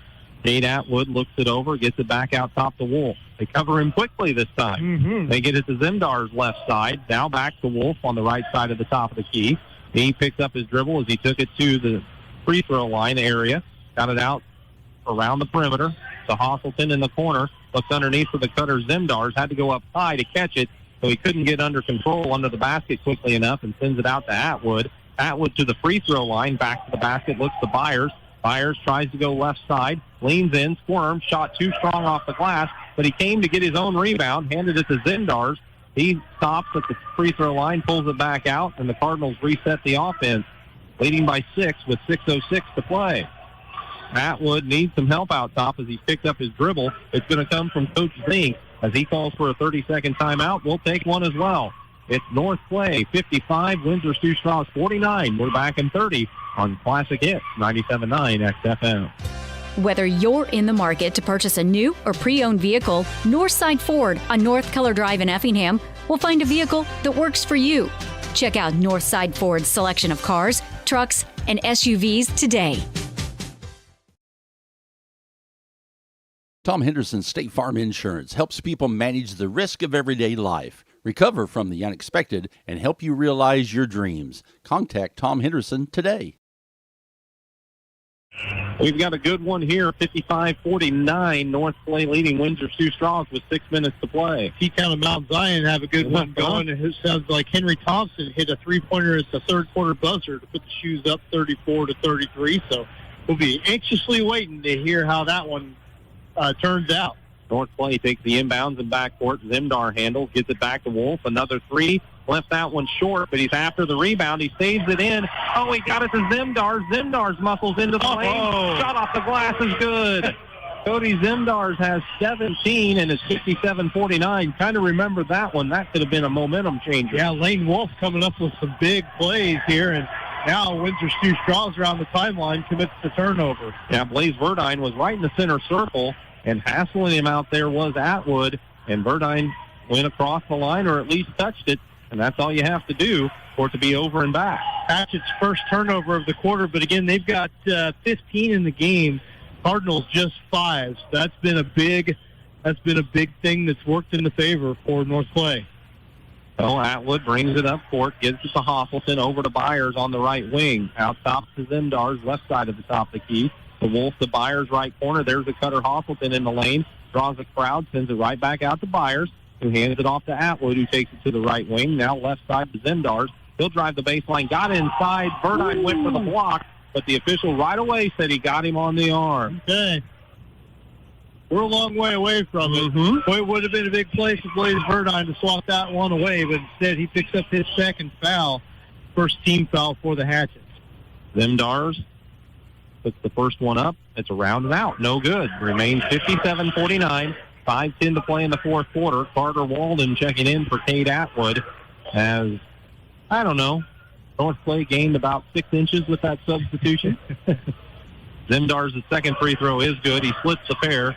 He has 18 in the ball game, and it's now 58-49, again matching the largest lead of the contest for the Cardinals. They try to pass it to Verdine on the sideline. He couldn't handle it cleanly as that pass from Gergel was a little low. Hosselton right there to force the jump ball. Fortunately for the Hatchets, they keep it with the possession arrow. They do keep it. Coach Smith, I think, might have been kind of trying to get a quick time out there to save the possession, but it wouldn't have done him any good other than, I guess, save the arrow. But I don't think anybody had the ball at the time he was trying to call it. That's also true. So the inbounds from the sideline goes out top to Bible. He looks to Verdine, right wing. Verdine crosses over, got to the wing, sends it back to Bible. 3 no good. Offensive rebound, Gergel. His putback attempt is no good because he got fouled. Zemdar sends him to the line. as Jackson Gergel again hits the offensive glass. Yeah, Jackson's 5 of his 6 rebounds have been on the offensive glass. He's got a chance to get into double figures with these free throws here. First one for Gergel is up. It's good. Jackson with 11 in this ball game. Okay, I'm sorry. He was already in. Make it 58-50. Jeff Dunn lets us know that Glenwood defeats Effingham 47-35. Another pretty good ball game there in the county. That free throw for Gergel is good. He has 12, and it's 58-51. 4:40 on the clock. Wolf brings it up court. Hatchet seemed to be ratcheting up the pressure a little bit. Wolf still keeps the dribble alive as Burdine picks him up. Goes to Zemdars, the Byers in the corner, out top to Walden. Walden looks to the left side to Wolf. He's way out on the perimeter. Now to Hoffleton. He takes it to the right wing, hands it off to Walden. The Byers around to Wolf. Wolf on the left wing again, hands it off to Zemdars. Zemdars moves towards the lane just to draw the defense, it appeared, and kick it back out to Walden. Walden to Wolf. Wolf had it knocked loose from behind, but it went right to Zemdars. Zemdars in the corner sees a double team coming, so he gets it back to Wolf. Stretching this possession. I don't know by design or not, but that's certainly how it's working out. Zemdars popped open inside quickly. They got him the ball. Gergel tried to recover, but Zemdars is able to get it up and in. He has 20, and the lead's back to 9, 60-51. It's going to be tough to deal with if he catches the ball there. That's going to be a finish most of the time. Boy, dangerous pass, but it made it to Gergel on the right side. He brought it out to the wing as North Clay recovered a little bit. Now he brings it to the free throw line, leaves it with Sayers. He attacks the basket, muscles it in. He's fouled, and he'll go to the line for an old-fashioned three-point play.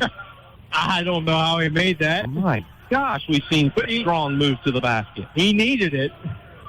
Big shot to go down and get the harm there. Mason Byers picking up foul number 2. That's also North Clay's third team foul. And the free throw is good. So Sayers converts the three-point play. Windsor Stewardson-Strasburg is going to take a 60-second timeout. We will as well. 3:32 to play in the contest. It's North Clay 60, Windsor Stewardson-Strasburg 54 on Classic Hits 97.9 XFM.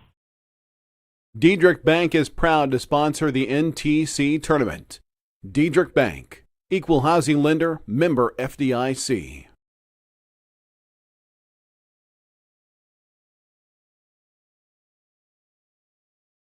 Tom Henderson State Farm Insurance helps people manage the risk of everyday life, recover from the unexpected, and help you realize your dreams. Contact Tom Henderson today. Come see all the new and exciting Chevrolet and Toyota vehicles here at Dan Heck Chevrolet Toyota, South Route 45 in Effingham, or shop and buy 24/7 at danheck.com. Thanks for watching the NTC tournament, provided by Premier Broadcasting, 97.9 XFM and KJ Country 102.3.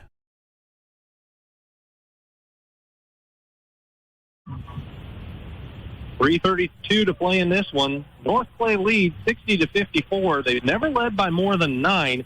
Windsor Stewardson-Strasburg led right by 2 in the first quarter, had a 1-point lead after the first. But since then, North Clay has pretty much had the lead.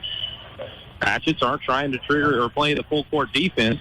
North Clay does get the ball inbounded to Zemdars, ahead to Byers, back to Zemdars, to Atwood, who crosses the timeline. Double team, though. Boy, he got close to that timeline, but he made a pass to Wolf, who found Walden in the corner. Hatchets wanted the over and back. The officials didn't see it that way.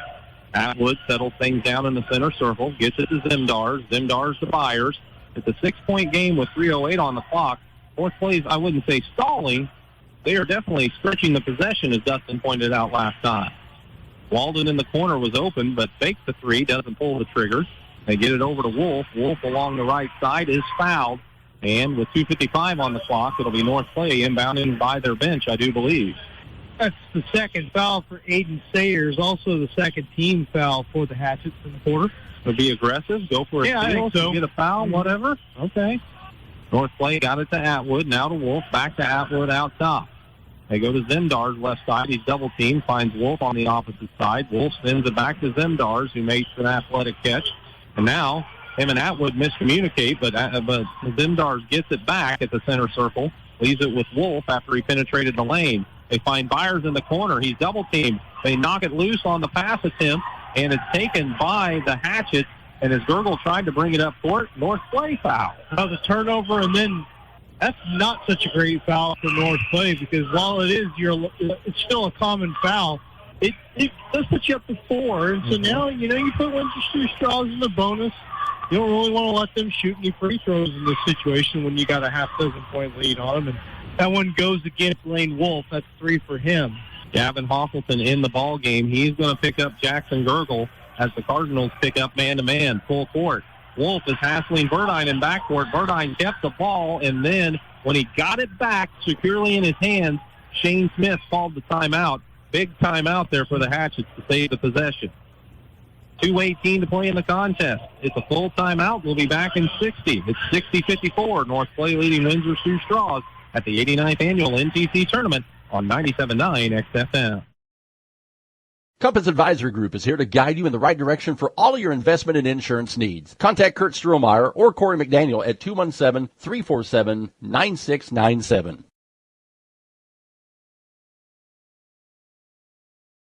Hi, this is Kathy from Barlow Lock and Security. Secure your home or business with a customized system from us. Good luck, area teams in the tournament.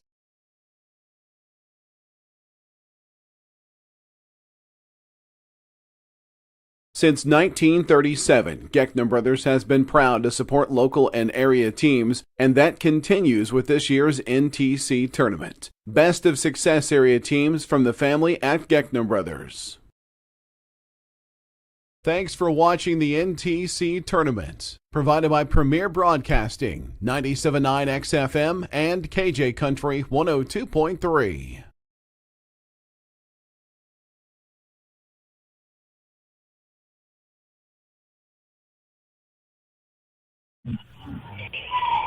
Hatchets have the ball after they took the timeout. They trail by 6 with 2:18 to play in the contest. And they got to start making things happen here. So it's a little bit of a discussion there in that timeout to save the possession, see what kind of a look they get coming out of it. Cardinals stay in the man-to-man. Gergel lobbed it high post to Bible, got it right back to Gergel. He's on the wing. He tries to lob it into Bible. Bible can't make the catch along the baseline. It's out of bounds off of the Hatchet. Yeah, that lob pass just didn't find the mark, and it carried the man too far under the basket. Second turnover for the Hatchets in the quarter, but again, they've just got so many more than North Clay tonight. Really been the big story of the game, I'd say. Atwood comes back into the ball game. He triggers it to Byers. Byers tries to set him a little screen. Atwood working against the full court press. Got it to Wolf. Wolf tries to pass it off to Walden, and the pass is off target. I don't know if he thought Walden was going to stay put, and Walden moved towards the basket. I don't know. Atwood sits down for North Clay, by the way. Hosselton back in. But that's only 2 turnovers for North Clay in this fourth quarter, but they have both kind of helped. I mean, keeping this as a half-dozen-point game here. Inbounds for the Hatchet. Sayers brings it across the line, looks in the corner to Ryland Rinker. He gets it out top to Verdine, who hands it to Gergel. Gergel in the center circle with 1:40 on the clock. Lobs it to Brody Bible at the top of the key. He works around a man, gets into the lane, puts up a runner, as Zemdars came over to help, and he affected the attempt of Bible and left it short. Rebound Cardinals, and now Zemdars is sandwiched as he handles at the timeline, and it'll be 1:28 to play in the contest with North Clay inbounding right at half court. Aiden Sayers picking it up. 3 for him, 3 for the Hatchets. Atwood in for offense is, again, having a seat is Gavin Hosselton on defense. Inbounds from Byers along the sideline. He finds Zemdars. Zemdars looks out top to Atwood. Atwood on the man at the center circle. Now goes to Wolf. Wolf double-teamed on the left side. Lobs it in the corner to Walden. Carter can see over everybody. Passed it out to Atwood. The pass was behind him. Fortunately, it was off of his hand, but Wolf was right there to grab it.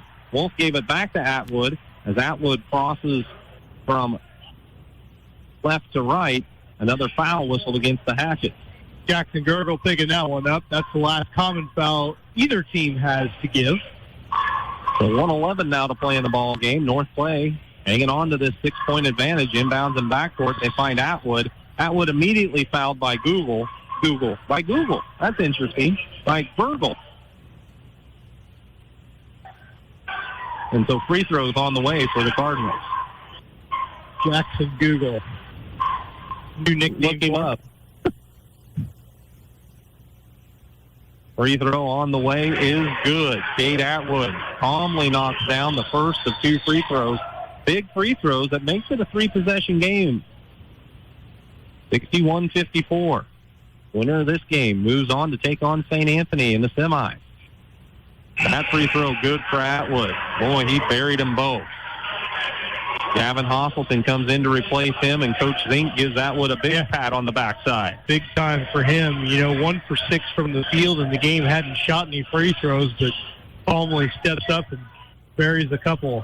Hatchett's got to hurry a little bit now. Sayers took the inbounds. He takes it right up court, gets into the lane. Shot no good. Rebound tied up between Zimdars and Sayers. Possession arrow to the Cardinals. So Atwood back for Hosselton.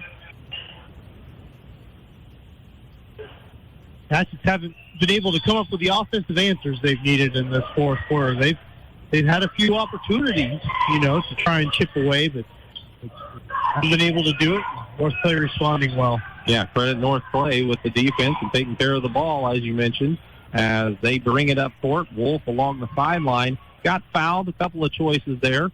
It'll be Lane Wolf to the charity stripe as the Hatchets want to try out the sophomore at the line. It's going to be Brody Bibles first. Yeah, Wolf hasn't shot any free throws tonight, so good a chance as any for the Hatchets. And Wolf, much like Atwood a moment ago, says, "Go ahead, put me there. I'm going to make them." Well, there has to be a reason why Coach Zink has the sophomore out here in this spot, right? He made the first one, as now Hosselton is in for Atwood. Next one is on the way. It rattles around and comes off. No good.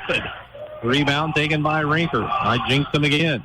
They get it to Gurgle. Gurgle to the right side. Took a big extra step. The officials caught him. The travel gives it over to North Clay. Just the third turnover, but boy, at a huge time, right, Dustin? Yeah, they're all huge at this point, right? Like, you got less than a minute, you're down 9. Probably not going to be able to get it done anyway, but you especially can't if you can't maintain the possession. Yeah, 9-point lead, again, matching the largest that North Clay had built up a few times in the game. Atwood took the pass near the Hatchet's basket and burned a little time before Gurgle said, "It's just too much. We got to foul it." I'm with you on your Gurgle 6 theory, by the way. I think there's probably something to that. He's giving it all he's got. Yeah, no, I'm not trying to use that to poke any holes in the game. He's played, if anything, that's made the effort even more impressive. Free throw is good. It rattled around a little bit for Cade Atwood, but it dropped through. Aiden Sayers back for Kendall Morris. That's their offense-defense split. It's more about what you see between plays when the ball's dead, So, yeah, again, he's out there really working his tail off. Atwood hits them both. He has 6, and now he heads to the bench again for another big high five. And into the lineup is Gavin Hosselton. 45 seconds left. Burdine lets it roll as long as he could. Wolf got there to force him to pick it up. They look ahead to Gurgle. He put up a 3. It was partially blocked by Hosselton. Hatchet fan thinks Gurgle was hit on the arm. No call. Rebound out of bounds to North Clay. Inbounds from Wolf to Atwood. Atwood works around a couple of defenders. Are the Hatchets slowing things down? They haven't fouled yet. Across the timeline is Atwood. 27 seconds left. It's 65-54. Double-digit lead for Cardinals as they work it on the perimeter. Byers is now pressured, and he is fouled with 20.8 seconds on the clock. I don't think that Coach Smith had told his team not to foul, but it took a long time for that to happen. I guess you might want to try to force turnover there, but you don't have time for that. You just got to stop the clock if you're going to do it. 65-54. Byers' first of 2 is up and good. He has 26. 21 of them came in the first half. Next one for Mason Byers.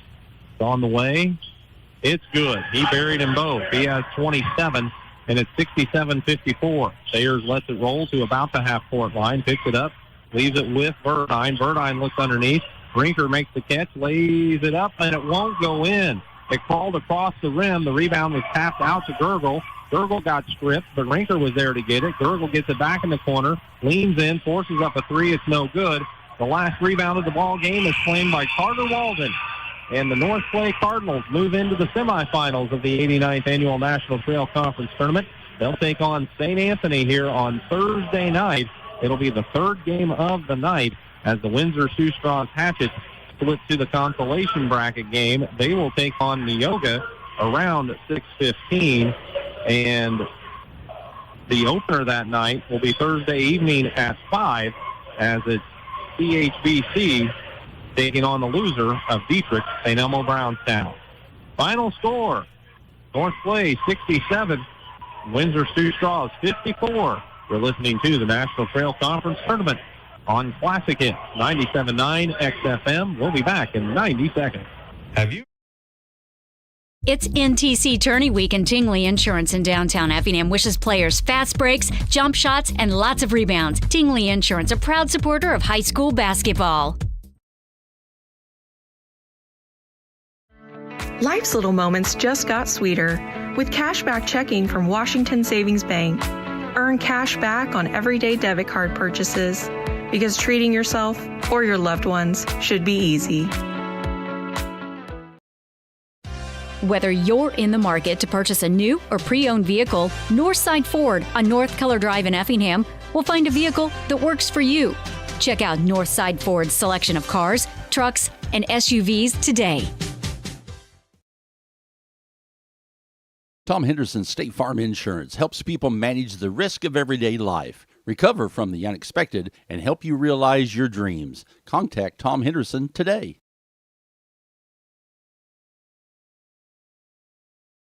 Hi, this is Kathy from Barlow Lock and Security. Secure your home or business with a customized system from us. Good luck, area teams in the tournament.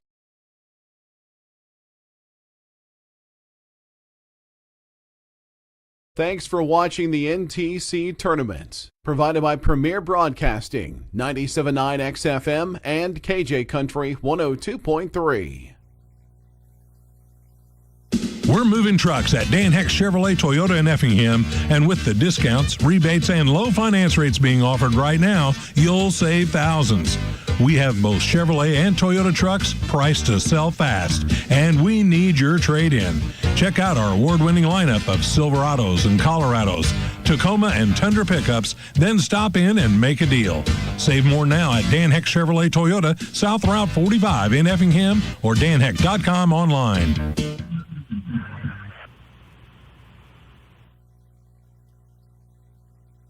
Classic Hits 97.9 XFM. This is the Farm Credit Illinois postgame show. Farm Credit Illinois, assisting farmers for over 100 years. Final score in the nightcap is North Clay with the win, 67 over Windsor Sioux Straws 54. In the game earlier tonight, it was St. Anthony winning their quarterfinal matchup against Neoga. Final score in that one, 54-39.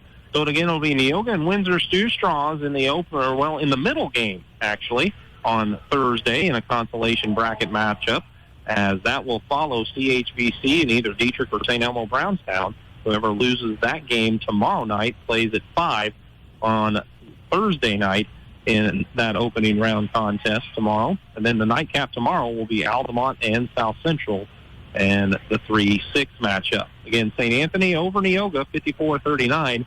And in the 4-5 matchup game, it was the 4-seeded North Clay defeating Windsor Sioux Straws 67-54. Quarters of 20, 19, 13, and 15 for the Cardinals 67, 21, 12, 13, and 8 for 54 for the Hatchets. As North Clay improves to 14 and 7 overall, Windsor Sioux Straws slips to 12 and 11. Let's check with Dustin and see if he at least has some team numbers ready for us. I do have some team numbers for you, Matt. North Clay wins this game shooting 42.3% from the field, 22 of 52 for the Cardinals. They made their free throws, 16 of 21 at the stripe, 76% there, and hit 38.8% of their three-pointers, 7 of 18 from long range. Hatchets, 40.7% shooting, 22 of 54 from the floor. Windsor Sioux Straws 4 of 7 at the free throw line, 57% there. And 6 of 26 from three-point range, shot a bunch of threes, especially in the second half, just 1 of 8 in the second half after going 5 of 18 in the first half. So that percentage cooled off quite a bit in the second half, ended up at 23.1%. Rebounding favored Windsor Stew-Straws by a 37-27 margin, while the turnovers favored North Clay. Hatchets committed 17 to the Cardinals 7. So there's your individual statistics. There's your team statistics. I'll keep working on the individual numbers and have those for you in a moment. Well, let's take a break. We'll come back with those numbers or a chat with the coaches or scores from Gale. That's all coming up on the Farm Credit Illinois postgame show here on Classic Hits 97.9 XFM. Come see all the new and exciting Chevrolet and Toyota vehicles here at Dan Heck Chevrolet Toyota, South Route 45 in Effingham, or shop and buy 24/7 at danheck.com. Life's little moments just got sweeter with cashback checking from Washington Savings Bank. Earn cash back on everyday debit card purchases because treating yourself or your loved ones should be easy.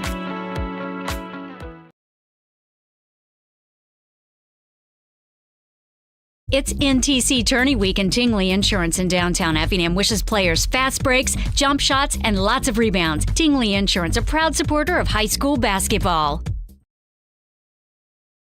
Thanks for watching the NTC Tournament, provided by Premier Broadcasting, 97.9 XFM and KJ Country 102.3.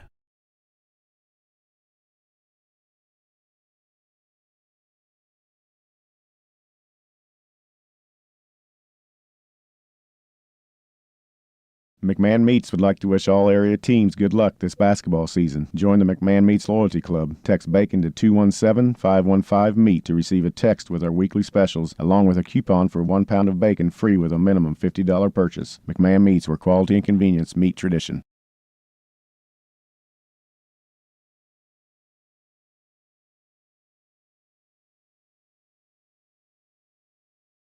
For over 30 years, SPS has been providing care to the surrounding area. Specializing in around-the-clock and hourly care, we focus on in-home and nursing home care. Call Mitchell or Sherry today at 217-690-3240.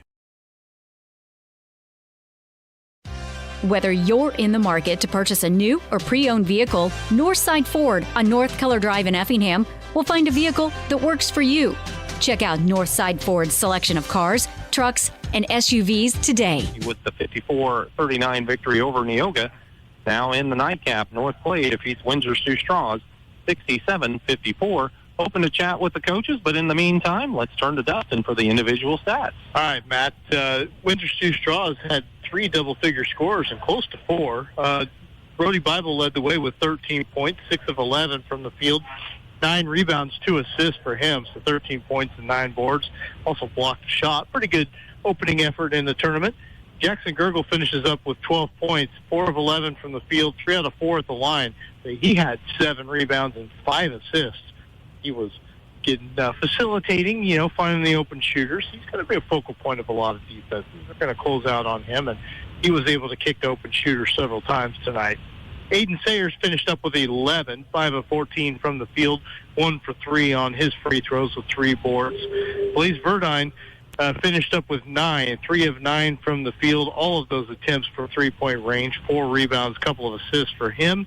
Rylan Rinker checks in at 7 points on 3 of 6 shooting, 8 rebounds for him, and then 2 points for Tyler Vonderheide, made the only shot he took, while Kendall Morris went 0 for 2 from the field and did not score. So those are your 6 that played for Windsor Stew-Straws. They will play Neoga in their next game, and we'll get to the North Clay numbers in a moment. Coach Shane Smith from Windsor Stew-Straws has made his way up, so we will go ahead and turn it over to him and Matt. Coach Smith, always a pleasure to chat with you. I know it comes at a tough time after a hard-fought game against North Clay, where your club came up just a little short. Yep.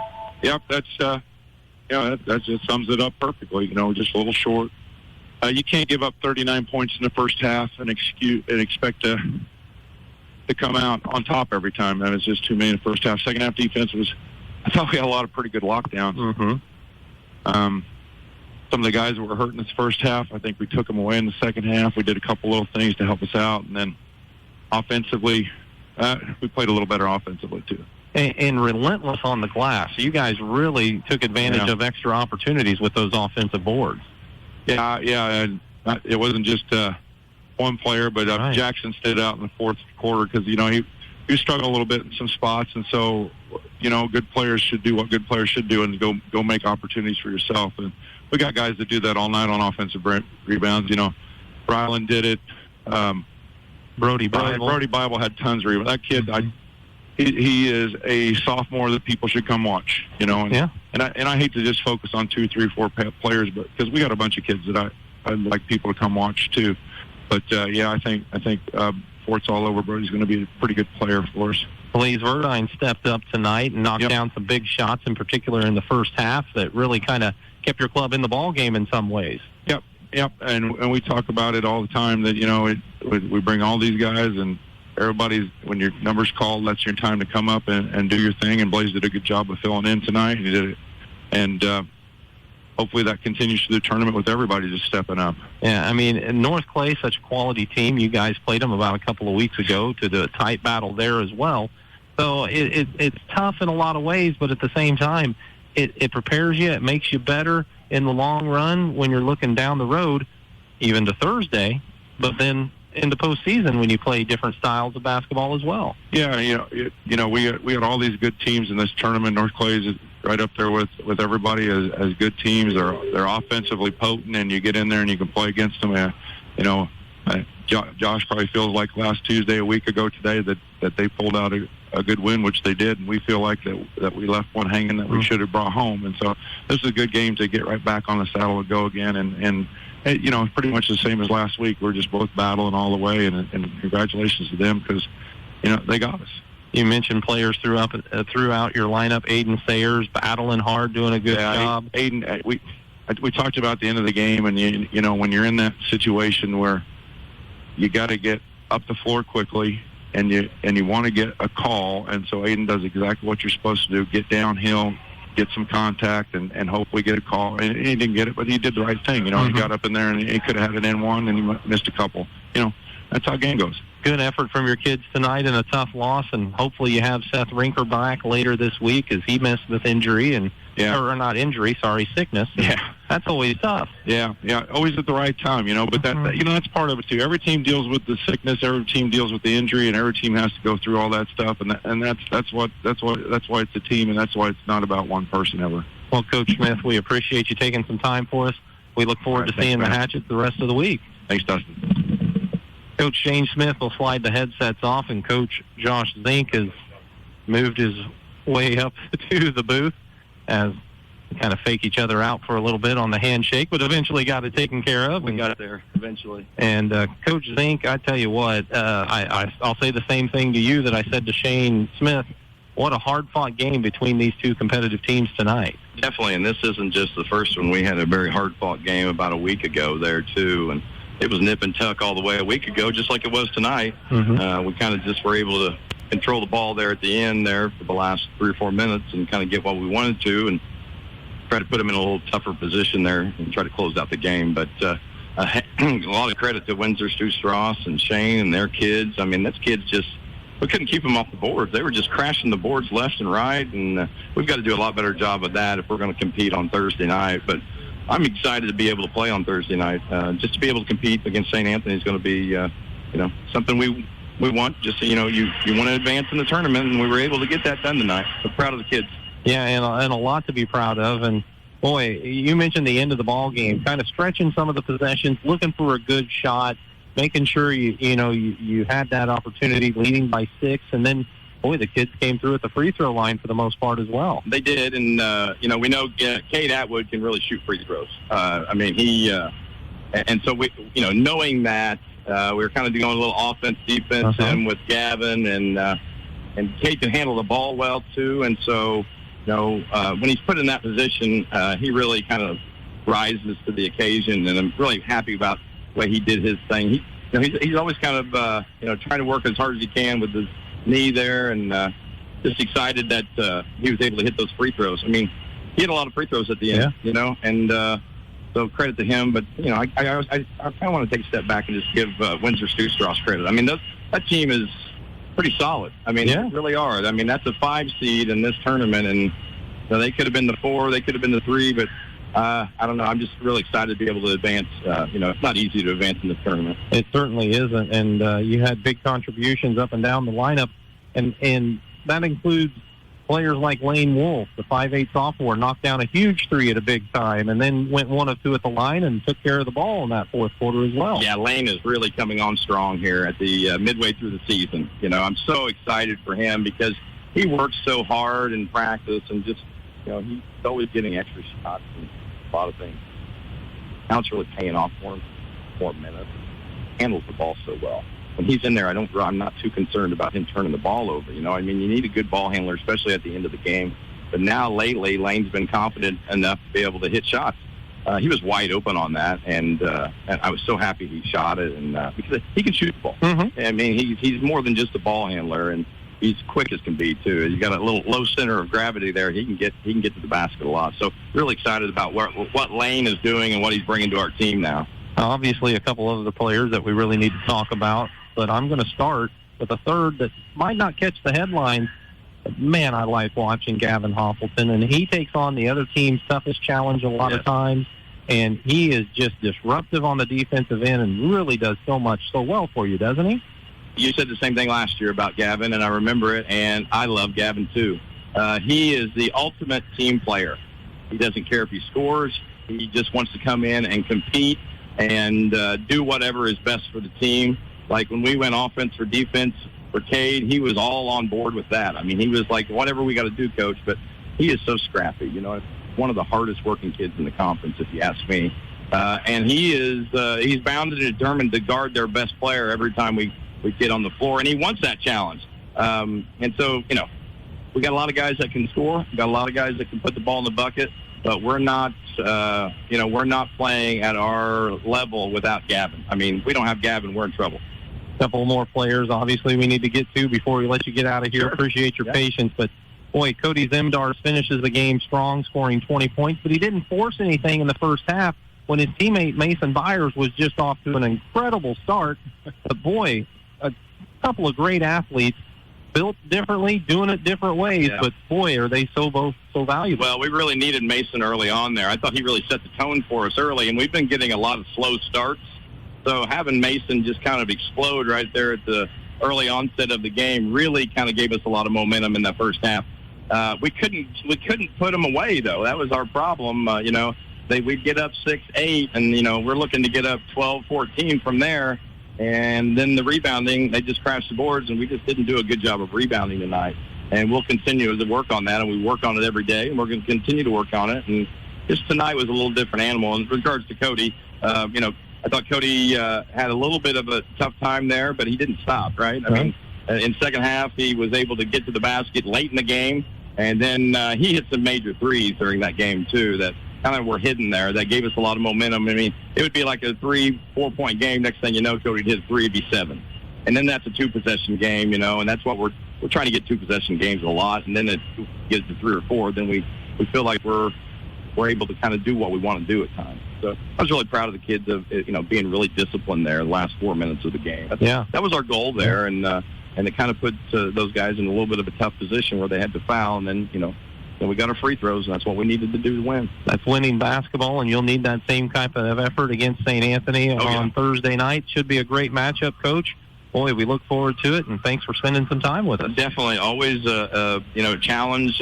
Such a well-coached St. Anthony team, and I think they're 2 in the state right now, and we're excited to advance in the tournament, and we'll come out and compete and, leave it everything we got out on the floor. And, we had a pretty good game with them early on in the year. Mm-hmm. That doesn't mean much right now, but it does give the confidence to the kids that, we'll compete and see where we're at here on Thursday. But if we can guard people like what we have lately, I think we've got a chance. Well, Coach Zink, we always appreciate your time. Thanks again. It's always a pleasure. Thanks, Matt. Appreciate it. Thanks, Dustin. We'll see you all Thursday night. Coach Josh Zink, nice enough to spend some time with us after the ball game as his club walks away with the victory tonight, as the final score was 67-54. Dustin has the North Clay individual stats to go yet, too. Okay, 27 points for Mason Byers tonight, 9 of 13 from the field, 7 out of 9 at the free throw line, half a dozen rebounds for him. 20 points for Cody Zimdars. He was 7 of 18 from the field, 4 of 6 at the line, 3 rebounds, a couple of assists as well. Those were your big heavy hitters. But again, you guys talked about contributions up and down, and sometimes, it's not about how many points you score, but when you score them. Kate Atwood, 6 points on 1 of 6 shooting, but 4 for 4 at the free throw line in that fourth quarter. 5 rebounds for him, and then 6 points for Carter Walden. He was 2 of 8 from the field, but hit a couple of three-pointers in the second quarter that felt like kind of important shots at the time. 5 rebounds for him as well. Hit those when maybe some other people were knocking some stuff down. 4 points for Lane Wolf, 1 of 3 from the field. Made a three-pointer, also 1 for 2 at the stripe. A couple of rebounds for Lucas, or a couple of points for Lucas Griffey on 1 of 2 shooting. He also did have a rebound and an assist. And then Gavin Hosselton, 2 points as well, 1 of 2 from the field. 3 rebounds and 2 assists for him. So all 7 that saw the floor for North Clay tonight found their way into the scoring column, and the Cardinals get the win. They are in the semifinals. They'll face St. Anthony like you just talked about. Windsor Stew Straws falls into the consolation side of things, where they'll face a Neoga team that gave them an overtime battle not too awful long ago. The North Clay St. Anthony game earlier this season, albeit many weeks ago now, was an awfully good one. So really sets the stage for what we hope will be a fantastic Thursday of basketball. But we got games tomorrow before any of that, Matt. That's what we're hoping for. Another couple of good games tomorrow night and 3 good ones Thursday to let us know where we're headed when we get towards the finals at the end of the week. Let's check back with the studios, see what kind of scores Gail has. Gail? Okay, let's recap them all. Of course, in the National Trail Conference Tournament at Altamont, St. Anthony defeated Neoga 54-39. North Clay over Windsor Stew Straws, as you just heard, 67-54. In Apollo Conference play away from the tournaments, Charleston defeated Rantoul. Final score there, 78-65.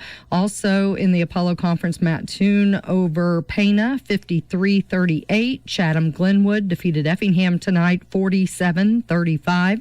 Mount Zion with the win over T-Town, 45-40.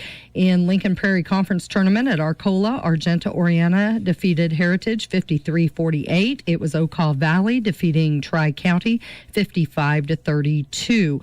And in the Little Illini Conference Tournament this evening, Richland County with the win over Paris, 49-28, and Casey Westfield fell to Lawrenceville. Final score there, Lawrenceville 57, Casey Westfield 32. And in girls basketball play, the only final I got was the game held early this evening.